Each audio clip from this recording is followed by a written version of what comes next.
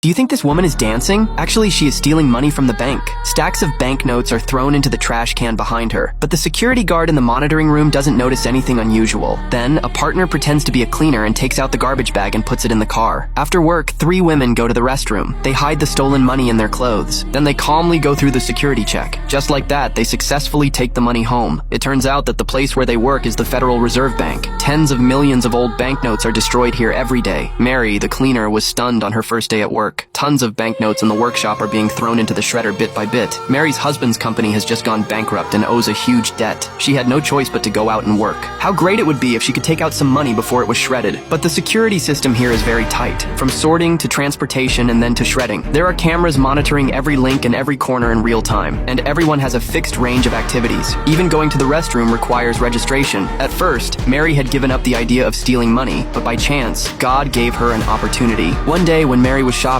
she accidentally found that the lock on the shelf is exactly the same as the lock on the armored car. It's just that the lock cylinder in the bank is specially customized. So she had a bold idea. If she replaced the lock before the banknotes were transported, and then quietly replaced it after she took out the money, it would definitely not be discovered. So Mary began to study the monitoring records and the transportation route of the banknotes. Unexpectedly, she really found a loophole. The trash can at the elevator entrance is a blind spot. The armored car just blocks the trash can when it is waiting for the elevator. If she could throw the money into the trash can at that time, and she happened to be in charge of cleaning up the garbage here, wouldn't the money be in her hands? But the prerequisite is that Mary needs to find some helpers. First, she needs to find someone who can get access to the armored car keys. Mary set her sights on Leah in the shredding room, but as soon as she revealed the idea of stealing money, Leah immediately refused. Because she is a single mother and has 2 children to support, Leah doesn't dare to do anything illegal, but Mary didn't give up. She followed Leah all the way home. Accidentally, she found that Leah attached great importance to her children's education. So the next day, several brochures of top prestigious schools appeared in the cabinet. Sure enough,